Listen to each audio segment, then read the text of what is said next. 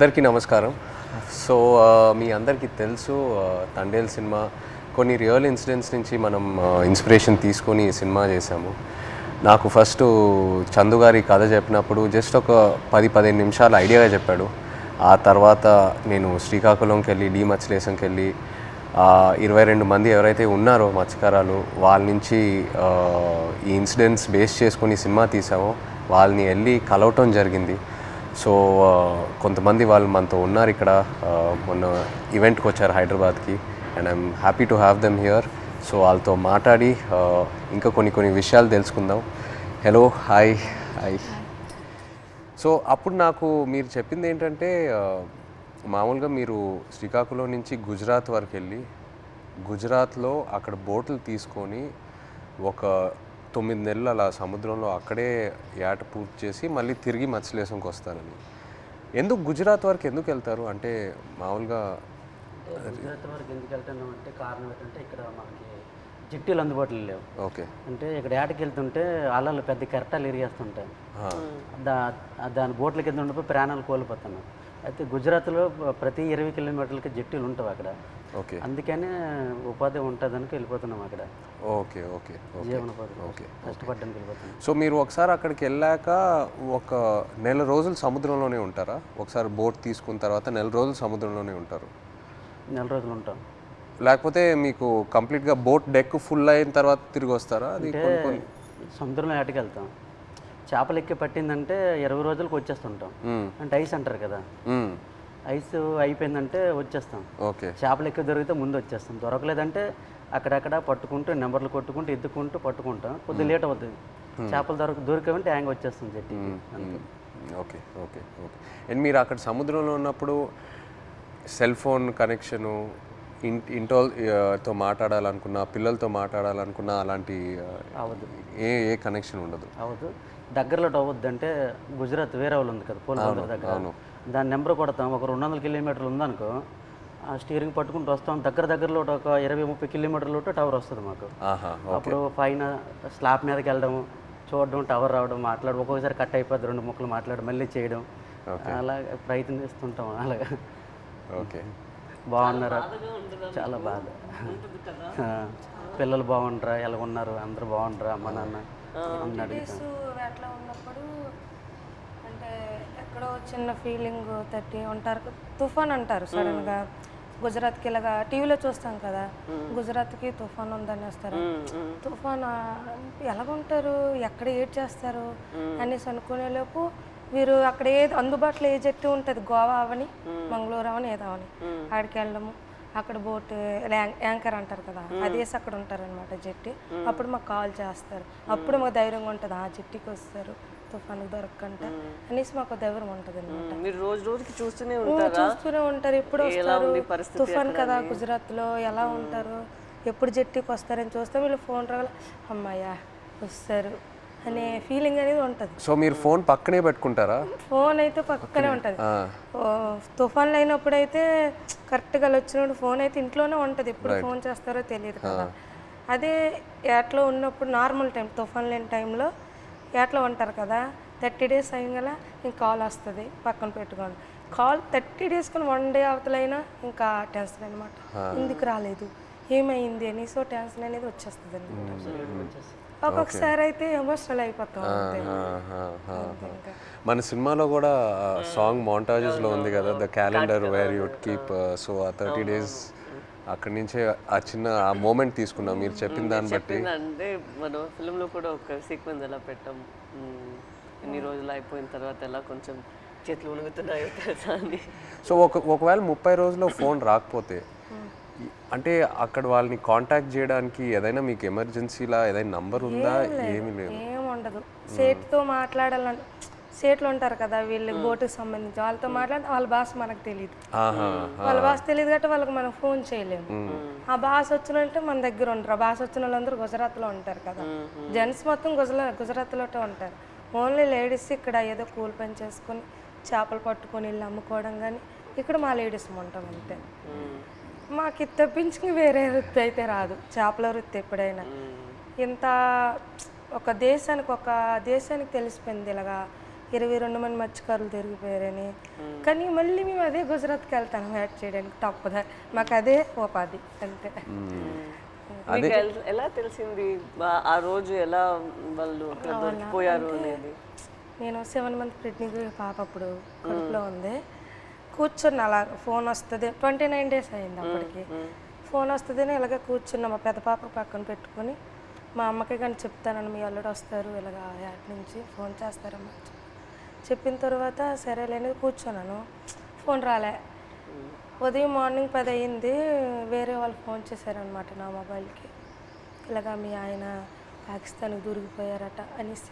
వేరే వాళ్ళంటే ఎవరు ఫోన్ చేశారు? అది గుజరాత్ నుంచి, మా ఊరు నుంచి వలస వెళ్ళారు కదా, అక్కడి నుంచో ఒక బోటు జట్టికి వచ్చింది. వీళ్ళు దొరికిపోవడం చూసిన బోట్ అది, కలర్ చూసారు ఆ బోటులో ఉన్నోళ్ళు, మీ ఆయనకి పాకిస్తాన్లో పట్టుకుని వెళ్ళిపోయారు అని చూసిన వాళ్ళు నాకు వచ్చి ఫోన్ చేసి చెప్పారు.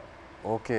చెప్పిన తర్వాత అవును అన్నట్టు అసలు ఏడుపు కూడా రాలేదు, అలా కన్నీళ్ళు ఇంకిపోయేవి. ఎలాగా పాకిస్తాన్ అంటే మామూలుగా చిన్నప్పటి నుంచి పాకిస్తాన్ అంటే ఏదో భయం మాకు అనమాట.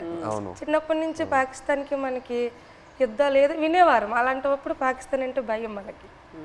అలాంటిది పాకిస్తాన్కి దొరికిపోవడం ఏంటి, ఏం చేస్తారు ఏమో, చంపేస్తారేమో, ఉగ్రవాదులకి గట్రా పేల్చుకోవడం చంపేయడం విన్నాం కదా, ఏమో చంపేస్తారేమో నీటిలో ఉండే అదో టెన్షను. అలాగా కూర్చొని అందరం ఫ్యామిలీ మొత్తం, ఏ ఊర్లో వాళ్ళకి సంబంధించిన వాళ్ళు, మా ఊర్లో అయితే 7 ఉన్నారు మా పంచాయతీలో సంబంధించిన 7 మా దగ్గర కూర్చొని ఏమైంది అనేసి అంటే, ఒక అబ్బాయి భాష వచ్చింది, గుజరాతీ భాష ఆడిన అబ్బాయికి మేము వీళ్ళు సేట్ ఉంటారు రామారావు వాళ్ళ సేట్, వాళ్ళ సేటుకి ఫోన్ చేయించాం. అడగండి ఒకసారి ఏమైంది ఆ సీట్కి అంటే, వాళ్ళు ఫోన్ చేసి అడిగారనమాట ఏమైంది, ఆ పాకిస్తాన్ వాళ్ళు పట్టుకెళ్ళిపోయారంట, ఏమైంది సేట్ అని అడిగితే అతనేమో మా పట్టుకుని వెళ్ళిపోయారు, నీటిలో ఉంచారని చెప్పారు. ఇంకా మాకైతే ఎలాగ వస్తారు అనేసి, ఎలాగ ఆలోచించాలి, ఎక్కడికి వెళ్ళాలి, ఎలాగ తీసుకురావాలి అనేసి ఒక ఎమోషనల్ అయితే మామూలు కాదు. 22 members అంటే చిన్న పిల్లలు, అప్పుడే మ్యారేజ్ అయిన అబ్బాయి అక్కడే ఉన్నాడు, నేను కడుపుతో ఉన్నాను, 2 పిల్లలు, ఒక భర్త దొరికిపోయిన ఆవిడ కూడా ఇంకా ఆ బాధ వేరే, 2 బిడ్డలు ఒక భర్త అంటే ఇంకా ఆ ఎమోషన్ అయితే ఇంకా వేరే. అందరం ఇంకా అంతే, ఏం చేయాలని ఆలోచనతో ఓ 1 month వరకు అలా ఉన్నాం. ఇలాగా న్యూస్ వచ్చి ఇలాగా ప్రసారం చేయడము, మీడియా కొంచెం హెల్ప్ చేసింది. ఓకే. ఓకే. మీరు ఆ పాకిస్తాన్లో ఇంతకుముందు వేరే ఎవరైనా ఇలా పాకిస్తాన్ సైడ్కి వెళ్ళి వాళ్ళు పట్టుకోవటం జరిగిందా, లేకపోతే ఫస్ట్ టైమేనా ఇలా జరగటం? ఓకే. ఓకే. ఇప్పుడు కూడా ఉన్నారు అక్కడ? ఇప్పుడు ఉన్నారో తెలియదు కానీ మీరు అప్పుడు ఉన్నప్పుడు అక్కడ మీరు వెళ్ళి ముందే అరెస్ట్ అయ్యి ముందే ఉన్నారు అక్కడ. తీసుకెళ్ళేటప్పటికి మేము ఏడుస్తున్నాం అక్కడ, ఏడుస్తుంటే వాళ్ళు మాకు బుద్ధిరిస్తుంటారు, పళ్ళకోయండి అదేటి ఇదేటని. వాళ్ళు అన్నారు మాకే 2 సంవత్సరాలు అయింది మేము వెళ్ళట్లేదు అని మరి కొద్దిగా ఏడ్చేస్తున్నాం మేము. వాళ్ళు సంవత్సరంన్నర ఒక్కొక్కరు ఒక్కొక్క కారణం, అంటే ఆధార్ కార్డులు పేర్లు రాంగు, ఒక్కొక్క పేరు అంటే ఒక బోట్లో 9 మంది ఉంటారు, వాళ్ళకి ఏదో అర్జెంట్ పని నుండి వెళ్ళిపోతారు వాళ్ళు. అంటే టిక్ పాస్లో పేరు ఉండాలి, ఎవరు కలాసి వచ్చారనుకో ఆ టిక్ పాస్ ఆఫీస్కి వెళ్ళి పేరు రప్పించుకోవాలి, పలానా రామారావు పలానా రాంబాబు అని. అది ఎవరు వెళ్ళిపోతే వాళ్ళ పేరు ఏం చెప్పేశాడు అక్కడ. మన ఇండియా నుండి హై కమిషనర్ వచ్చేటప్పుడు కొన్ని పేర్లు రాంగ్ చెప్పేస్తారు అలా, దానివల్ల ఆయన ఉండిపోయాడంట అక్కడ. ఆయన చెప్పడం మరికొద్దిగా ఏడుపు వచ్చింది మాకు, చాలా బాధ అనిపించింది.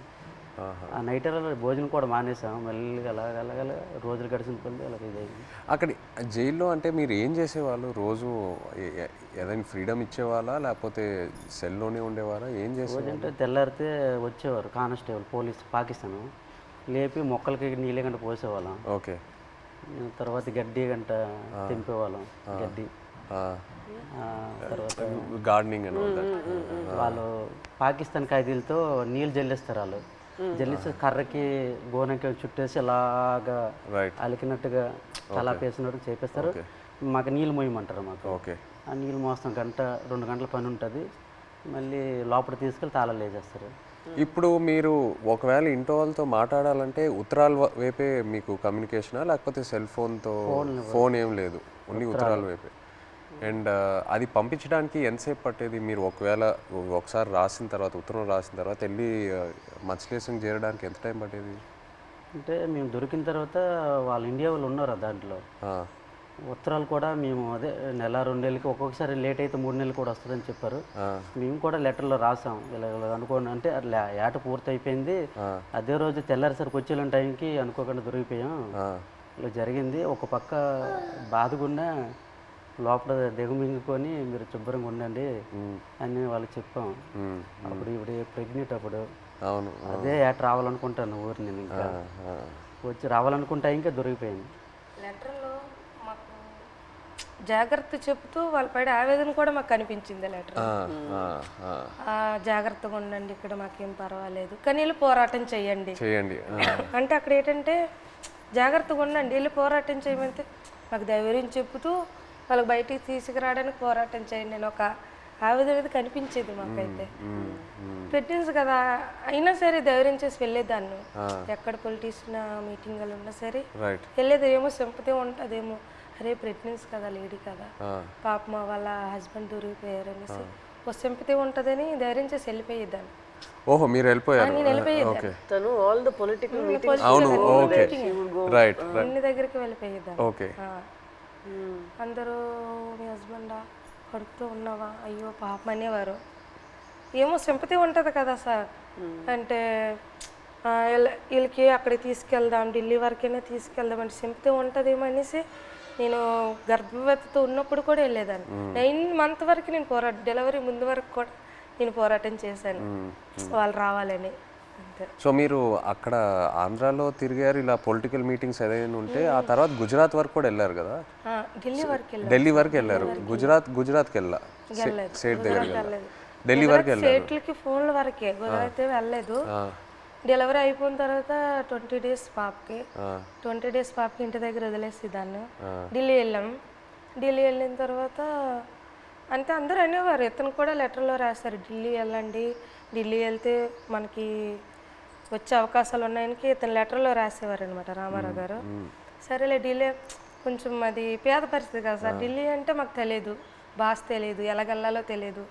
అలాగ ఉన్నప్పుడు కొంతమంది అదే పొలిటీషియన్ వచ్చి ఇలాగ రండి అక్కడ మీకు పని జరుగుతుంది ఏం అవ్వదు గైడ్ చేయడానికి ఒక అతను వచ్చి వెళ్ళండి అంటే సరేలే ఇంత పోరాటం చేస్తే ఇదే చేయలేము అనేసి ధైర్యం చేసి వెళ్ళాం ఢిల్లీ. వెళ్ళిన తర్వాత అక్కడే ఢిల్లీ వెళ్ళిన తర్వాతే వీళ్ళు బయటకు వచ్చారు. అంతవరకు ఆ 14 నెలలు అక్కడే ఉన్నారు. అతను అంబాసిడర్తో మాట్లాడడం కానీ ఉన్నారనడం కానీ. మెయిన్ మాకు బాధ కలిగించింది ఏంటంటే పుల్వామా దాడి. ఆ దాడి ఇలాగ మార్నింగ్ ఇలాగ టీవీ వేసాను, ఇలాగ మన ఇండియన్ ఆర్మీకి ఇలాగ ఉగ్రవాదులు చంపేశారు, ఆత్మహత్య దాడి అయిందని తర్వాత అవునా ఎందుకు అనేసి వీళ్ళకి ఏం చేస్తారని ఇదో బాధ. మళ్ళీ అక్కడ మరి ఇండియన్స్ ఉన్నారు కదా సార్, ఏం చేస్తారని బాధలు ఉన్నప్పటికీ లెటర్స్ ఆగిపోయి 3 months. వచ్చిన లెటర్స్ బాగానే వచ్చి పుల్వామా దాడికి ముందు లెటర్స్ కంటిన్యూ అయ్యాయి. మేము పంపించింది అతనికి వెళ్ళేది, అతను పంపించింది మాకు వచ్చేది. కానీ పుల్వామా దాడి తర్వాత స్టాప్ అయిపోయింది. 3 months వరకు ఒక్క లెటర్ రాలే. ఇంకా మాకు ఇంకా టెన్షన్ ఇంకా ఎక్కువైపోయింది, అదో బాధ అనేసి ఇలాగా మరి ఇంకా లేదు ఉండొద్దు ఎక్కడ ఢిల్లీ వెళ్ళిపోతాం అనుకుని అందరం 22 ఉమెన్స్ అందరూ ఇంకా లేదు పదండి అనేసి 22 మంది వెళ్ళిపోదాం లేదు ఇంత మా ఓన్ డబ్బులు అనుకొని పదండి అనేసి ముందు అడిగేస్తాం అంతే. ముందు అడిగేసుకుని వెళ్ళిపోయామంతే. వచ్చిందో రాందో వెళ్ళాం. అక్కడికి వెళ్ళిన తర్వాత జయశంకర్ అని విదేశాంగ మంత్రికి కల్పించారు. ఇంగ్లీష్ రాదు కదా, ఏదో మా తెలిసిన భాషలు అంటే అతను మా కన్నీళ్ళు దుక్కు చూసి అతనికి అర్థమైపోయింది అనమాట. ఓ ఇంత బాధపడుతున్నారని ఏడుస్తాను. మా ఆవేదన చెప్తూ మా కళ్ళని నీరు వచ్చేస్తుంది. అది చూసి పాపం అతను తట్టుకోలేకపోయారు. వెంటనే ఫోన్ పాకిస్తాన్కి చేశారు. మన ఇండియా అంబాసిడర్ చేసిన తర్వాత పర్లేదు ఉన్నారు ఇలాగొస్తారు అని చెప్పారు. జనవరి కల్లా వచ్చేస్తారు అన్నారు. మా దగ్గర చెప్పారు జనవరి కల్లా వచ్చేస్తారు, రాకపోతే మీకే పాకిస్తాన్ నేను తీసుకెళ్తాను, నేను భరోసా ఇస్తానని మాట ఇచ్చిన తర్వాత అప్పుడు ఇంకా హ్యాపీ అంతే. అతను ఎన్నట్టు జనవరి కల్లా మాకు ఫస్ట్ కల్లా అక్కడి నుంచి లిస్ట్ వస్తుంది అనమాట. గనగల రామారావుకి వాళ్ళ భాష వేరే కదా సార్, గనగల రామారావు గుణగల్ల రామారావు, కేసమర్రికి కసమర్రయ్య అన్నట్టు పేరు ఓహో మీ పేరు కరెక్ట్గా వేయలేదా? లేదు సార్, ఆ లిస్ట్ కూడా రాంగ్ వచ్చింది అనమాట. గనగల రామారావుకి గంగల్ రామారావు. సో మీరు కన్ఫ్యూజ్ అయిపోయారా ఎవరు అక్కడ ఎవరు ఉన్నారు ఏంటి? సరేలే వాళ్ళది ఉర్దూ భాష కదా, ఏమో ఇలాగ తెలియపు ఇలాగ రాశారేమో అని మాకు మేము ఆలోచించుకొని వచ్చేస్తారు అన్నట్టు. మీకు ఆ టైంలో ఎలా అనిపించింది సడన్ గా భయం వేసింది.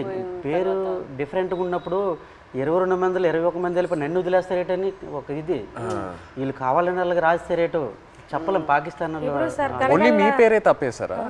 అందరివి ఉన్నాయి, ఓకే, అందరివి అందరివి ఏదో ఒక కొంతమంది అక్కడక్కడ పేరు గనగల రామారావుకి గంగల్ రామారావు వచ్చింది. గంగల్ రామారావు వస్తే మరి పేరు డిఫరెంట్ అయితే ఖచ్చితంగా వదిలేస్తారని అందరూ ఇండియా వాళ్ళు అంటుంటారు, ఇంతకుముందు ఉన్నవాళ్ళు పాత వాళ్ళు. నాకైతే రాత్రి ఇద్దరు రాలేదు. 22 మందిలో 22 నా పేరు రాకపోతే నాకు వదిలేస్తే నాకు నిద్ర పట్టట్లేదు, తినాలనిపించట్లేదు. అప్పటికే 14-15 నెలలు అయిపోయింది, సంవత్సరం దాడిపోయింది. అప్పటికి ఇలాగ అయిపోయాను, సన్నంగా అయిపోయాను. వాళ్ళు ఏదో చపాతీలో అంటే ఏదో కలుపుతారంట అక్కడ జైల్లో, అదేదో మనకి ఏదో బరువు మోయాలని మోయలేమంట, ఆవేశం వచ్చేస్తుందంట. వాళ్ళు చెప్పిన మాటలే అప్పటికే సన్నంగా అయిపోయాం. తర్వాత నోటంటే కూడా బ్లడ్ వచ్చేస్తుంది. ఏమంటే టెస్టులు చేస్తే వేడి వల్ల అన్నారు, ప్రాబ్లం లేదంటే కొద్దిగా ఆపేయకుండా ఉన్నారు. అలాంటి చాలా భయం వేసేది. అలాగే పుల్వామా టైంలో మీరు అక్కడ ఒక కన్ఫ్యూషన్ లాగా ఏమైనా అయిపోయిందా మీకు? అయిపోయింది మరి. ఏదో వేరే సెల్లో పెట్టేవారంట అక్కడ, ఏదైనా బయట ప్రమాదం ఏదైనా జరిగితే. అంటే బీహార్ జైల్లో ఒక పాకిస్తాన్ ఖైదీకి ఇండియా వాడు చంపేశారని తెలిసింది మాకు. అక్కడ జైల్లో టీవీ ఉంది మాకు చూస్తుండగా. చంపేస్తే మాకు తెలీదు, మాకు 4 రూమ్లలో అందరికి ఒక్క రూమ్లో బంధించేస్తుంటారు. బ్యాగులకి నైన్గా పట్టుకొని ఒక రూమ్లో తీసుకెళ్ళి ఇంకోటి బాంబే చేస్తారు, మనం చంపేస్తారని అంటే ఇంకొకడు. చాలా భయం వేసేస్తుంది. అప్పుడు ఇంకో అందులో ఉన్న కానిస్టేబుల్ ఉంటారు కదా కొందరు పాకిస్తాన్ వాళ్ళు, ఆయన లేదు అక్కడ మీ ఇండియా కూడా మా పాకిస్తాన్ ఖైదీ చంపేశాడు కదా, ఇక్కడ మీ వాళ్ళకి ఏం జరగకంటే మీరు అందరికి ఒక రూమ్లో పెడతాను, మీరు జడవద్దని చెప్పాడు. అప్పుడు కొద్దిగా ఊపిరి పీల్చుకున్నాం. అలా జరిగింది. అండ్ మీకు జైల్లో ఇప్పుడు డబ్బుల్లా ఇప్పుడు ఈ ఉత్తరాలు పంపించడానికి ఆ అమౌంట్ ఎలా మీకు వచ్చేది? పెన్నుల మీద పేర్లు చేస్తాను నేను, ఒక్కొక్కరు ఒక్కొక్క పని నేర్చుకున్నాం. నాకైతే 2 వారాలు పట్టింది టైం. ఓకే, ఇప్పుడు నాకు చైతన్య పెన్ను ఉంటుంది, పైన దారంతో నాకు చైతన్య పేరు వచ్చేస్తుంది. కింద సాయిపల్లి అంటే ఒక పెన్ను మీద 2 పేర్లు రాస్తే 2 పేర్లకు 200 ఇస్తారు. ఒక పేరు అయితే 100 రూపాయలు ఇస్తారు. అలాగే రోజుకి 5-6 పెన్నులు అలా చేసేవాడిని. ఆ పెన్నులు వాళ్ళకి ఇస్తే ఖైదీ లేట్ చేస్తారు, వాళ్ళకి బెయిల్ మీద వెళ్తారు కదా కోర్టుకి, వాళ్ళ ఫ్యామిలీకి ఇస్తారు కదా. ఆ డబ్బులతో మేము ఏంటంటే అప్పుడప్పుడు ఏదో గుడ్లు తెచ్చుకొని కానీ మాంసం కానీ తినడం కానీ, 22 మందికి మరి మెయిన్ లీడర్ని కదా, వాళ్ళ గెడ్డలకు కానీ వాళ్ళ రింకిలకు కానీ బిస్కెట్లకు కానీ ముసలి వాళ్ళకి తెలియదు కదా, వాళ్ళకి డబ్బులు ఇచ్చేవాడిని గెడ్డలకి. సో ఒక్కో ఉత్తరం పంపించడానికి ఎంత అయ్యేది మీకు? అంటే ఒక 200-300-500 అంటే మా డబ్బులు ఉండవని తెలిసి ఏవో ఖర్చులు మట్టుకు పనులు చేస్తుంటాం. వాళ్ళకి ఇచ్చి అలాగే. నేను ఎన్ని పేజీలు రాయొచ్చు ఒకసారి? ఎన్ని పేజీలు పంపించచ్చు ఉత్తరం?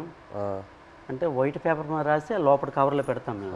మినిమం రెండు పేపర్లు 22 మంది 2 పేపర్లో రాసి పంపించాలి. అంటే ఒక్కో ఇద్దరేసిది ఒక్కో ఉత్తరం ఉంటుంది. 22 మంది ఎవరిదా ఇద్దరు జాయింట్ పడేవాళ్ళం. ఓకే, ఇంకా డబ్బులు లేనప్పుడు సర్దుకుండేవాళ్ళం. అలాగే ఇటు పెట్టి అలాగే అడ్జస్ట్మెంట్ అయ్యేవాళ్ళం. మీరు ఒక్కొక్కరికి ఈ ట్రిప్ అయితే నువ్వు లెటర్ పంపిస్తే నెక్స్ట్ ట్రిప్ నేను పంపుతాను. ఓకే, మళ్ళీ మాకు కాంప్రమైజ్ అయ్యి అడ్జస్ట్ చేసుకునేవాళ్ళం. ఓకే.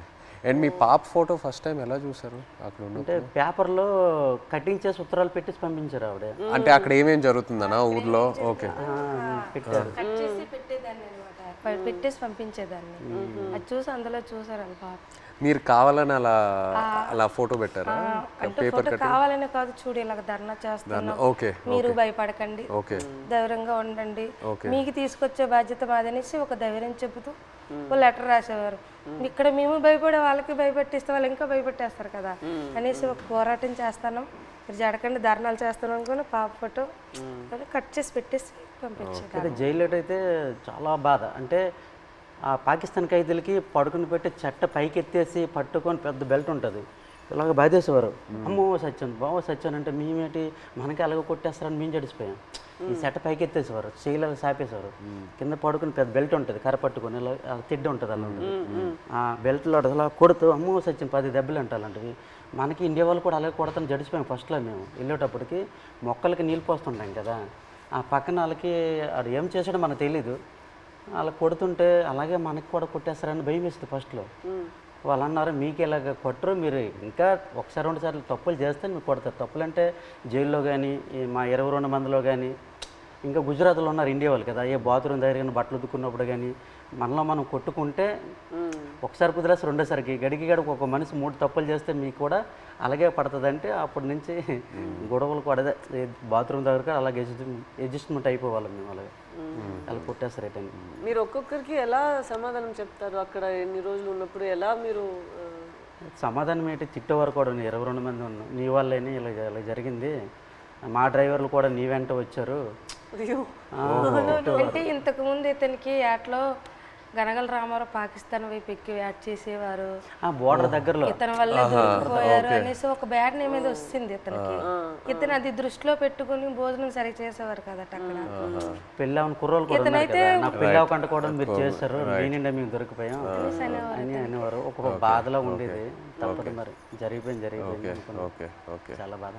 బట్ ఇప్పుడు వాళ్ళందరూ బయట వచ్చేసారు, పిల్లలు కూడా చేసుకుంటారు. భయంలో ఉన్నప్పుడు అలాగే సడన్ గా మనం మాట్లాడతామా అనుకోలేదే అని మాట్లాడేస్తాం. మీరు గుజరాత్ సేట్ దగ్గరికి వెళ్ళి ఆయనతో మాట్లాడటం ఐడియా రాలేదా? అంటే సేట్ దగ్గరికి వెళ్తే ఆ డబ్బు ఆ విషయం భాష రాదు కదా, సో దానివల్ల మీరు కొంచెం ప్రెగ్నెన్సీ డెలివరీ టైం కదా సార్, అతను లేరు, మనకి కొంచెం ఇబ్బందిగా ఉందనేసి నేను అతను సేటికి ఫోన్ చేశాను సార్. అక్కడికి చేసిన తర్వాత ఇలాగ అంటే భాష వచ్చిన వాళ్ళతో మాట్లాడించాను, ఇలాగ చెప్పండి డెలివరీ టైం ఉంది కదా, అతనికి ఏమైనా అమౌంట్ నేను వెయ్యను అంటే కొంచెం కోపంగా మాట్లాడేవారు వాళ్ళు. నేను వెయ్యను, పట్టించుకోలేదు వాళ్ళు.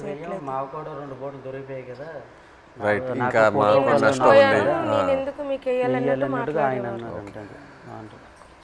ఇప్పుడు మీరు ఇలా ఒక పరిస్థితి రాలేదంటే కూడా మీకు చాలా కష్టాలు వస్తూనే ఉంటాయి కదా, మీకు రోజు రోజులకి ఇలా మీరు చెప్పినట్టు ఎలా తుఫాన్ వస్తుంది ఇదన్నీ మీరు చూస్తూనే ఉండాలి కదా. తుఫాన్ వచ్చింది అక్కడ చేస్తుండగా తుఫాన్ వచ్చింది, తర్వాత యాంటీ అని వైర్లెస్ మాకు పిడికి పడ్డా తిరిగిపోయింది, చాలా ఇబ్బంది పడ్డాం. తర్వాత బోటు మొత్తం నీరు అయిపోయింది, చాలా ఎదుర్కొన్నాం అన్నీ. ఒక్కొక్కసారి బోట్లు మునిగిపోతున్న టైంలో పక్కన బోట్ వచ్చి మనుషులకు కాపాడేవారు, బోట్ మాత్రం మునిగిపోయేది. కానీ అక్కడ పక్కన బోట్ లేకపోతే ప్రాణాలు కూడా కోల్పోతారు. అలాంటి పరిస్థితి ఇదని వాళ్ళు చెప్పినప్పుడు మీరు మీ ఆయన దగ్గర అడగలేదా, మీరు ఎందుకు ఈ పని చేస్తున్నారు, మాతోనే ఉండండి, ఇక్కడే ఏమైనా పని చేయండి, మీరు అట్లేం అడగలేదా? లేదు మేడం, అలాంటి ఉపాధి అక్కడ లేదు, మా సైడ్ లేదు. అక్కడికి వెళ్తేనే మాకు మేము అంటే ఇక్కడ రూపాయి ఇస్తే అక్కడ 2 రూపాయలు లేదు. ఇక్కడ నెలనూలే లైక్ ల్యాండ్ ఇట్ సెల్ఫ్ వేరే ఏమైనా ఒక పని మనం చేసుకోవాలి కదా, ఇంత రిస్కీగా ఎందుకు? చాలా మంది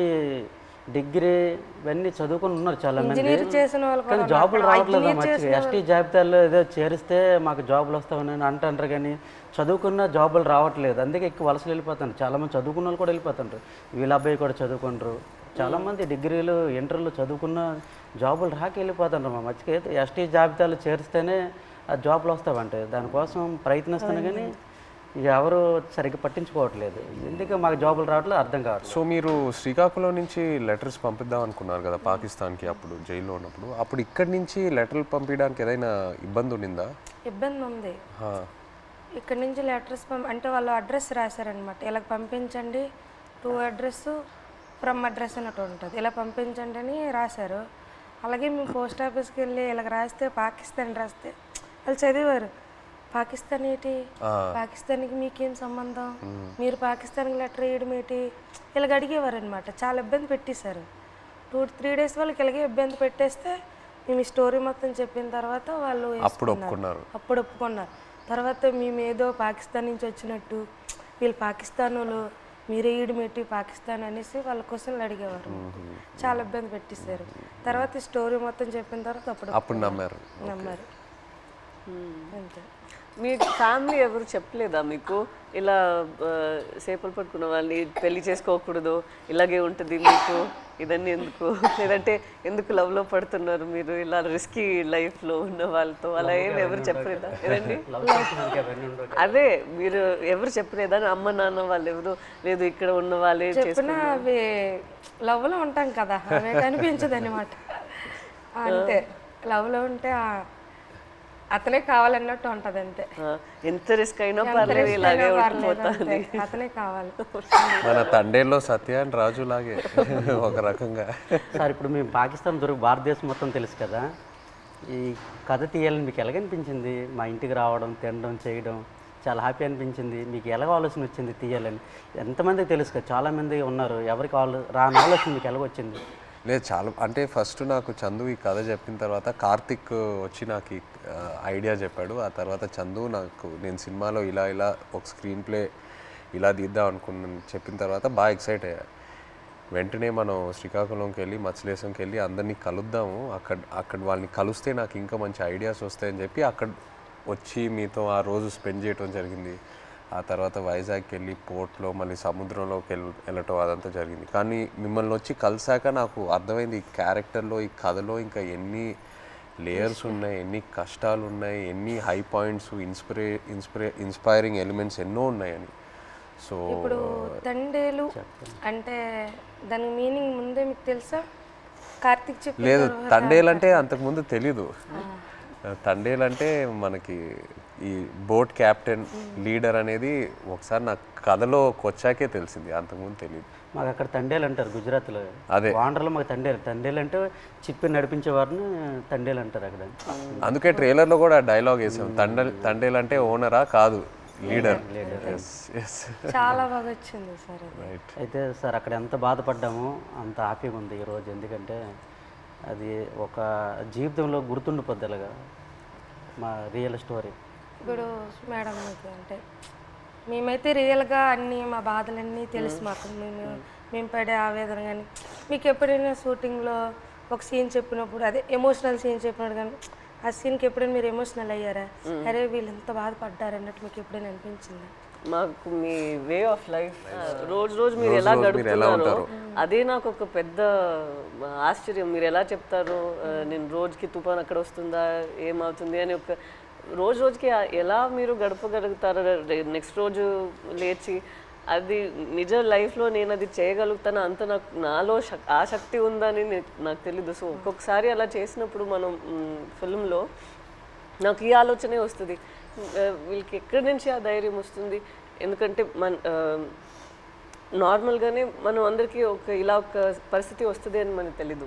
అక్కడ అలా ఉన్నప్పుడు మనం ఎక్కడ వెళ్ళాలి, ఎక్కడి నుంచి షురూ చేయాలి, అక్కడి దాకా వెళ్ళాలి, వాళ్ళని ఎలా బయట తీసుకురావాలి అనేది ఒక పెద్ద మనమే మన లోపల చెప్పాలి, లేదు ఇది అయిపోతుంది మన అలా ఈ థాట్ని వదలకూడదు మధ్యలో. సో అది మీరు అందరూ ఎలా చేశారో అని ఆ థాటే నాకు ఉంది. నాకేం కష్టం అనిపించట్లేదు, బట్ మీరందరూ ఎంత కష్టం తీసుకున్నారో అదే నాకు ఆశ్చర్యం ఇచ్చింది అంతే. ఏ సీన్కి ఎమోషనల్ అయ్యారా మీరు? సీన్ చెప్తారు కదా ఎలాగ ఉంటుంది మూమెంట్స్, అండ్ ఏ డైలాగ్ ఎమోషనల్ అయ్యారా చెప్పేటప్పుడు అనేసి? మనం కొన్ని విషయాల్లో మీరు చెప్తున్న దాంట్లో నుంచి తీసుకున్నాము, కొన్ని విషయాల్లో మనమే ఒక డ్రామా లాగా తీసాము. సో ఆ డ్రామాలో ఎక్కడ నేను లేని సీన్స్ కొన్ని ఉన్నాయా, అక్కడ నాకు చాలా బాధ అనిపించింది. నా సీన్స్ ఏముందో అది వేరొక డ్రామాలో వెళ్తుంది, బట్ నిజంగానే ఒక రోజుకి ఎలా వాళ్ళు ఏం జీవిస్తున్నారో కొన్ని క్యారెక్టర్స్ ఉన్నారు, వాళ్ళకి జరిగిన పని వాళ్ళు చెప్తున్న మాటలన్నీ విన్నప్పుడు నాకు అప్పుడు బాధ అనిపించింది. నాది కన్నా వాళ్ళది నేను విని చాలా బాధపడ్డాను. మీరు ఢిల్లీ వెళ్ళటం ఆ ఎపిసోడ్స్ మీరు నాకు శ్రీకాకుళంలో చెప్పినప్పుడు బాగా ఎమోషనల్గా అనిపించినాయి. మీరు ఢిల్లీకి వెళ్ళి ఎలా పోరాడారో అక్కడ. అండ్ అది కాకుండా ఇంకోటి నాకు చెప్పారు, సముద్రంలో ఉన్నప్పుడు ఒక పెద్ద షిప్ వచ్చి మీది ఒక చిన్న బోట్ అలా కొట్టుకొని అలా వెళ్ళిపోయింది కదా, అది చెప్పినప్పుడు నాకు నిజంగా చాలా ఆశ్చర్యంగా అనిపించింది. కొట్టుకొని పోయి అసలు ఆగలేదు కదా, కొట్టుకొని అలా వెళ్ళిపోయారు కదా. పెద్దది కదా. అందరూ like one community, so United. And I think మీలో ఉన్న శక్తి మీరందరూ కలిసి ఒకేలాగా ఉన్నారు కదా, లైక్ వన్ ఫ్యామిలీ, ఒక ఫ్యామిలీ అర్థమైంది. బట్ మీరు అందరి ఒకే ఫ్యామిలీ కదా, సో ఒక్కరికి ఇది జరిగిందంటే అందరికి అది జరిగినట్టే. ఏ ఫ్యామిలీకి అలా జరగకూడదు. మా ఫ్యామిలీలో ఒకేసారి దొరికిపోవడం అంటే చాలా బాధాకర విషయం. నేను డ్రైవర్ మెయిన్ తండ్రి కనుక ఆ లైన్కి బోట్ అప్ చెప్పినట్టు మా బావగారు, తర్వాత మా ఎర్రీకి బామ్మరిదే అంటే అన్నయ్య, నేను బోట్ ఆఫ్ చెప్పాను. ఈ బోట్ ఆఫ్ చెప్పిన ఓనర్లంతా నా వెనక పంపించారు. ఈ రామారావు ఎక్కి చేపలు పడతాడు, ఈ నేతను వెనకెతలు వెళ్ళండి చేపలు ఎక్కి దొరికితే అనుకుని నాకు వెనకాల పంపించడం, దొరికిపోవడం చాలా బాధాకరమైన విషయం. ఇలా జరుగుతుంది అనుకోలేదు. సో లాస్ట్ క్వశ్చన్ అంటే తండేల్ 2 ఉందా? మీరు ఆ రోజు ఈవెంట్లో ఏదో జోక్ వేశారు కదా, చెప్పండి. ఇంకోసారి పాకిస్తాన్కి దొరకాలి, అప్పుడు స్టోరీ రాస్తాండి. అంటే ఒక కోరిక తండేల్ 2 ఉంటే ఖచ్చితంగా ఒక తమ్ముడుగా యాక్టింగ్ చేయాలని కోరిక. Okay right. కోరిక మటుకు నెరవేర్చాలి. అయితే పాకిస్తాన్కి దొరకడం దొరకవు ఈసారి. మీరు ఇంకా ఢిల్లీ అంతా వెళ్ళరా? తిరిగే శక్తి బోల్డ్ కథ ఉంది. ఇంకా అక్కడ వచ్చేసరికి ఇంకా ఇక్కడ ట్రావెల్ పడ్డాం. రైటర్ ఒక సంవత్సరం పాటు మేము వెనకాల ట్రావెల్, ప్రతిదీ తిన్నా ఏం చేశారు ఏమిటి అనేది ఒక సంవత్సరం పాటు ఫోన్ కాల్. అదే ఇక్కడ పాకిస్తాన్ వచ్చేసరికి ఇక్కడ అప్పటికి 7 సంవత్సరాలు అవుతుంది. ఇప్పుడు చాలా ఉన్నాయి కదా, ఇంకా ఇక్కడ తండేల్ 2లో కూడా ఇంకా బోల్డ్ కథ ఉంటుంది. కానీ ఈసారి ఫైట్ చేయాలంటున్నారు కదా మీరు వెళ్ళి అక్కడ నుండి ఇక్కడికి వచ్చేసరికి నేనేం చేశాను ఇంకా బోల్డ్ అని ఇంకా స్టోరీ ఉంది.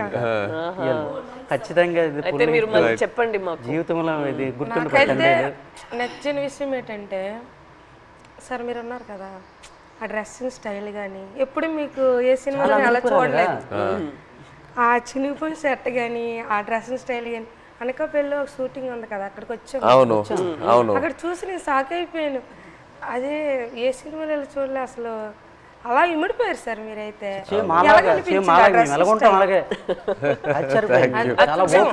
అదే నేను చెప్తున్నా కదా, మిమ్మల్ని వచ్చి అప్పుడు కలిసి మీతో టైం స్పెండ్ చేశాకే నాకు ఆ క్లారిటీ వచ్చింది. ఓకే మనం ఇలా క్యారెక్టర్ని ఇలా డిజైన్ చేయాలని. సో సేమ్ బనీలతోటి ఆ ఎండలోటి ఇవన్నీ చాలా కష్టపడ్డారు. చాలా యాంకర్ పట్టుకొని ఉన్నారు కదా ఫస్ట్ పోస్టర్, టెంట్ పట్టుకొని. హైలైట్ అది అయితే అందరు కూడా మా ఊళ్ళు ముసలంతా సాయి సినిమా మేము చూడాలి. ఎవరికి ఫోన్ చేసినా అదే రింగ్ స్టోన్ బుజ్జి తల్లి.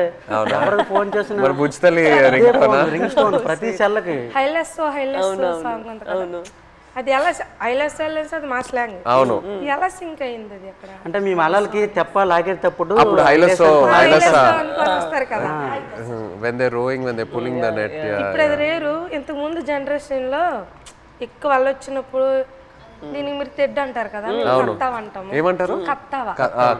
ఆ కత్తావ పట్టుకుని కత్తావా అంటాం మేమైతే. అండ్ పెద్దాలు వచ్చినప్పుడు ఇలాగ బోట్ వెళ్తుంది కదా, ఆ కత్త ఆయనతోటే అలా లెవెల్ చేసుకుని వచ్చి ఐలెస్ అనుకుని వచ్చి వడ్డీకి వస్తారు. అంటే ఎలా సింక్ అయింది అది, అది మాకు ఆశ్చర్యం. ఈ విషయం మన చందు మొనెటి అండ్ దేవి గారికి వారికి క్రెడిట్ ఇవ్వాలి. రైట్, శ్రీమణి గారికి. బుజ్జి తల్లిలో ఒక పాయింట్ ఉంది, అది అయితే నాకు కదిలించింది. ఏది? ఉప్పు నీటికి ముప్పును కూడా గట్టిగా దాటి గట్టి అంటే ఎంత అలలకైనా మీరు దాటుతారు, కానీ ఒక కన్నీటి చుక్క దాటలేకపోతాడు అంతే. అక్కడైతే చాలా ఎమోషనల్ స్ట్రాంగ్. ఆ పాయింట్ అయితే నాకు పిచ్చిగా నచ్చింది, చాలా బాగుంది. Thank you so much. Actually మీరందరికీ థ్యాంక్ యూ చెప్పాలి. మీరు మాకు పూర్వ జన్మలో అదృష్టం చేసుకున్నాం. అట్లా ఏం లేదు, అట్లా ఏం మా జీవిత రియల్ జరిగింది. ఇంకో ఎన్నో విషయాలు చెప్పాలి, బట్ మనకి సినిమా పరంగా ఓన్లీ 2 గంటలే ఉంది. బట్ ఇంకా ఎన్నో చెప్పాలి. ఫ్యామిలీకి ఈ కథ నచ్చిందంటే మా అదృష్టం సార్. అది బొమ్మ దద్దరెళ్ళిపోతుంది సార్. రాజులమ్మ జాతరే పొలిటీషియన్ గా అనడం లేదు, రాజులమ్మ జాతరే పొలిటీషియన్ గా అనడం లేదు, కానీ పొలిటీషియన్ చూస్తే ఇంకా బాగా ఏమో అనిపిస్తుంది మాకు. అంతే చూస్తారే వచ్చుకోరు జట్టీలు లేవు, వాళ్ళకని తెలుస్తుందేమో ఒక నమ్మకం. ఇంకా జట్టి స్పీడ్గా అవుతుందేమో. జట్టు ఉంటే మాకు ఎలాంటి ఇబ్బందులు ఉండవు కదా. మా కోసం మత్స్యకారుల కోసం ఏదేని ఒక మంచి పని చెయ్యండి సార్. అదేనే మీకు వీలైనంత తప్పకుండా అందరి కోసం, మా కోసం అని కాదు, మత్స్యకారుల కోసం. 8 మంది హీరోలు ఉంటుండగా మీరు మా జీవితాన్ని ఎంచుకున్నారు. తప్పకుండా అది పెద్ద మేము అనుకున్నాము రిలీజ్ ముందే మీకు ఒకసారి చూపిద్దామని. బట్ మీరు ఐ థింక్ థియేటర్ లో చూస్తే, శ్రీకాకుళంలో థియేటర్ లో మీరు అందరు వెళ్ళి చూసి మీకు ఖుషిగా అవుతుంది నేను అనుకుంటున్నాను. మీకు సినిమా నచ్చితే మాకు ఎంతో సంతోషం.